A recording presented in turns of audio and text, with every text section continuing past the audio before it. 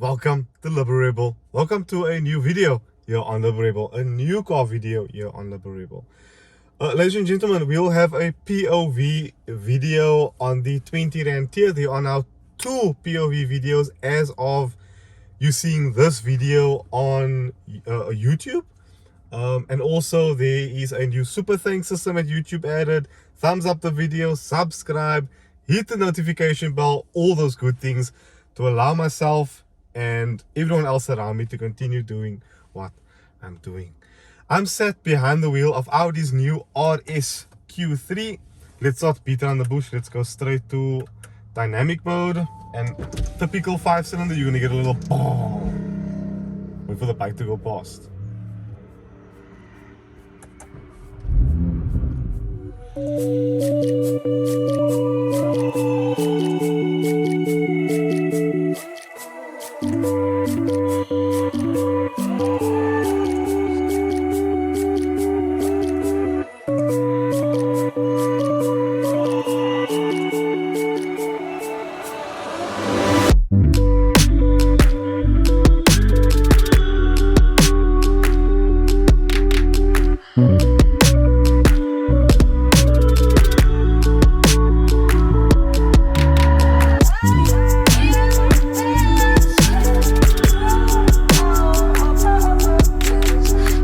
We're gonna go into drive, into manual. We're not gonna launch it yet because I don't want the road's too short here.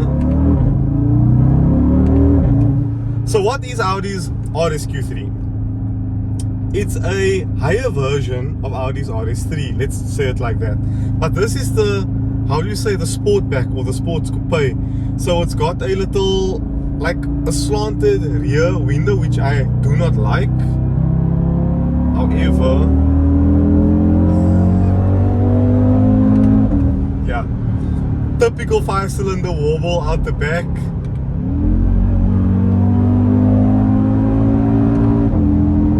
Magnificent performance here because it's a 5-cylinder engine with 294 kilowatt. Oh, and then you get that typical 5-cylinder sound, which is, let's admit now, fantastic. Listen.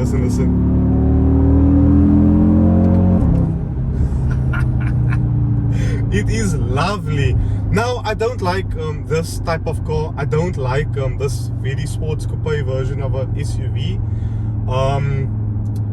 I prefer the full hatchback version of this particular car. This isn't really for me. But I get who this car is for.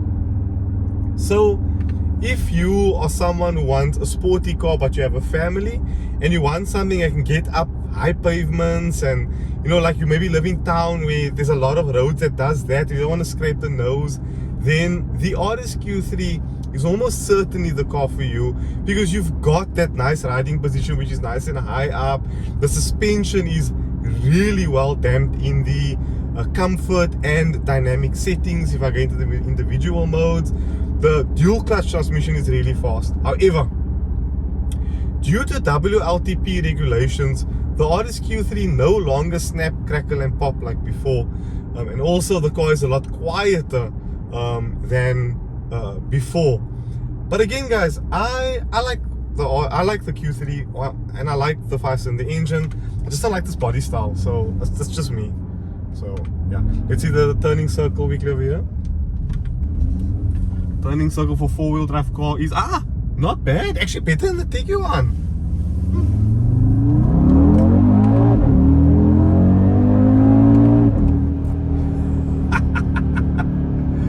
Yeah, no, this is, you know, something about these Audis, they just feel so well sorted. The Audi RS cars of late is nothing short of spectacular. You know, the way these cars feel just completely impresses me all the time. Let's do a quick launch. So luckily for us, Audi has a traction control button which I can just easily click.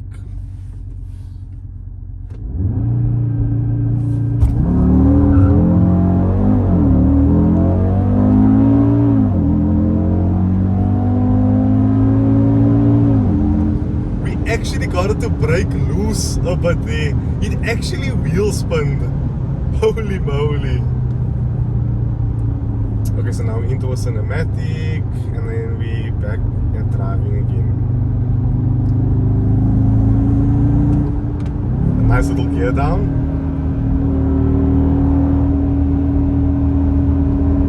And back on the power.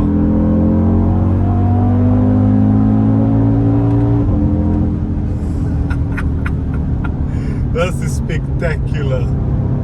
This engine, man, it's the engine that's making it for me, not so much the car. Oh, and the pops and the between gear changes because of the dual clutch.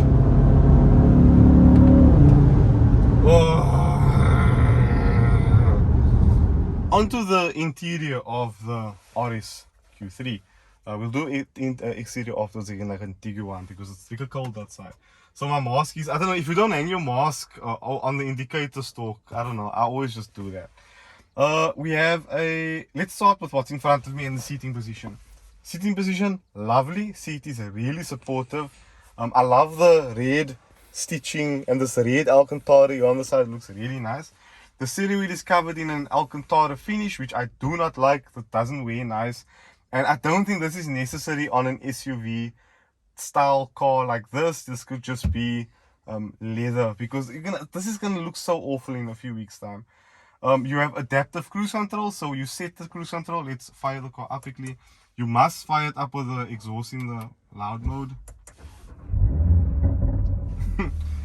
You have Audi's virtual cockpit again, but I was explaining the cruise control. So you can set over here and you can adjust how far you want the car to follow, the RSQ3 to follow the car in front of you. You can adjust the G meter over there, so we have a G meter and tire pressure, which is very good in a car like this, and you can even see the tire temperature. I was pushing the car button now, so the tires are a bit warm.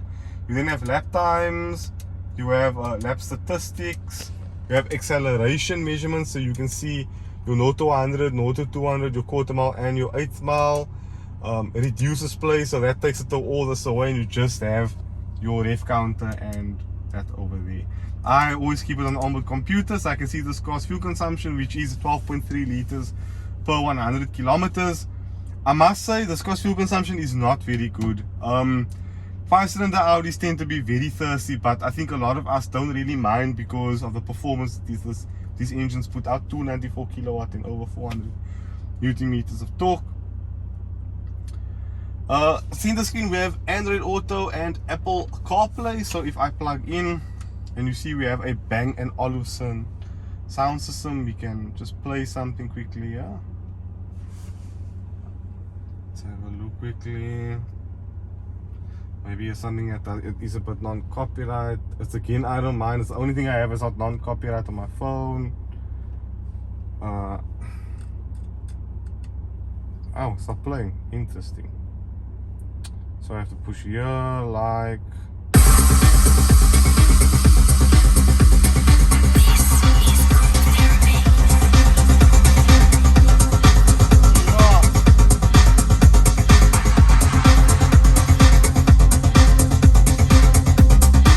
Again, just an unbelievable amount of bass and sound quality from the sound system. I'm just blown away by what B&O has done in this frame. Like, there's no door panel rattles like in the Meridian from the Jaguar. The bass is rich and full and deep and luscious. Some of B&O just, it actually doesn't sound like a B&O sound system. It sounds like a Burmeister or something. Physical climate controls here in the center, so I can adjust here, which is the best thing ever. Physical traction control button and a volume knob, which I really like. Drive select button to change your different modes, so auto, dynamic, efficiency. A wireless charging pad, USB-C and Type A port. And the center console here, you don't have any ports, but you just have a little space to put your keys and your wallet, and a slot here, which is quite nice for your phone. My big phone won't fit there, but the small one. Well, and cars no longer come with cigarette lighters, which is pretty freaking interesting. Yeah, how's your legroom there at the back? It's decent. And your head back, how's the back? Is it nice and it's soft pretty and good, comfy? yeah. What's in the center thing there? What's this? Yeah, it's a couple. That's nice. A doubled. Yeah, and you're taller than me, so you're fitting quite well. But then again, I'm short, so my seat is quite far forward. I think let's take a walk outside the Q3 and just have a talk about what it looks like from the outside. Let's talk boot space in the RSQ3. Now, what you can see here is, because this is a sportback vibe, this whole thing cuts here. I'm not a fan of this design. I don't know why these type of cars are catching on lately. I'm not a fan. But you guys can see we have a huge boot. We have obviously the B&O subwoofer under the parcel tray, so it's a spare wheel type thing. We don't have a spare wheel in this car, unfortunately, but lots of space in this car. Quad or two big exhaust pipes here with the pipe inside it. Obviously, it's an active exhaust system, which sounds fantastic. You probably hear it in the flybys we're gonna do. And not that big RS brakes over here in the rim. These are, what size wheels are these? These are 255, 35, 21s right around. And I say the wheels don't look big. I think it's the style of the car that doesn't look big. But this is the front of the RSQ3. And it looks good. It looks much better than the previous RSQ3. Again, I'm just not a fan of the boot thing there. I'd much rather have the hatchback version of this car. So yeah, let's hit the road. Right though, so comfort mode, and let's chat quickly about my final thoughts with Audi's RSQ3. Actually, let's go to efficiency to make it a bit more quieter. What don't I like about Audi's RSQ3? The sound. So Audi somehow done something where they've added synthesized noise coming into the car. So when I turn that on,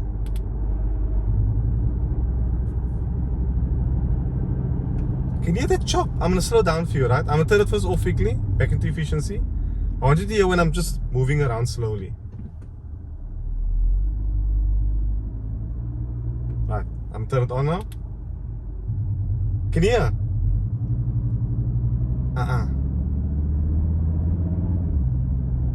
It sounds so weird.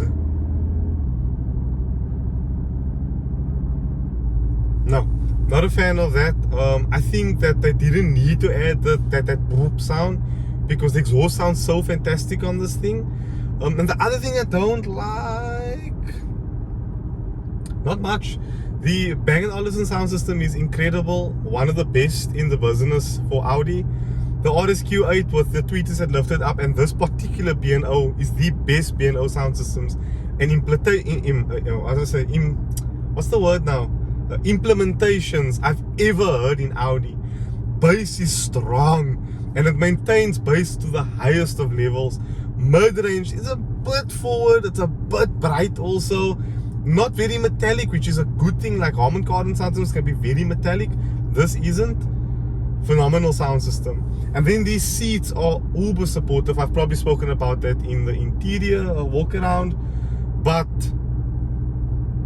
I like it. I don't like an Alcantara steering wheel. It's just me. It feels funny, and I don't like the way it wears. My CLA had an Alcantara steering wheel because it was fully optioned out, and that steering wheel looked like trash after like 2 or 3 months of ownership. So yeah, that is my final thoughts with Audi's RSQ3. I really like it. And if you are a family man and you want something that's a bit more versatile and a bit, you know, where you can go maybe places a RS3 can't, this is definitely the car for you. It's still quick. It still looks fairly good. I think it does look smart. A lot of people's been breaking their necks with this car. And again, the sound system is incredible. So yeah, price here, I don't know why I didn't say it in the opening video, but I probably said it in the interior walk around, is about 1.3 million to 1.4 million as tested, which is not bad at all. I don't know how Audi's doing it with their pricing. These prices are incredible, and especially in South Africa where our rand is really bad at the moment, these prices are just blowing the competition away. So I mean, what BMW competes here? The ugly X3M competition, that thing with the little hatchback thing. No, does it fit? No, I don't think it does. X3M is more worth it. No, it is. It is X3M. No, and that thing's far too ugly. So that can't compete. This is in a far superior package than the X3M. X4M. Am I right? X4M. X4M. There we go. Not X3M. So X4 is with this one, and X3 is with the normal hatchback, the straight six S55, S58. Sorry. Is the S58 a better engine than this? Am I wrong thing now?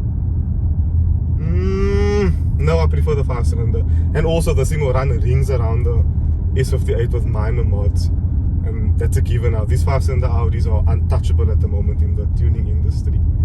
So yeah, thank you all so much for watching the video.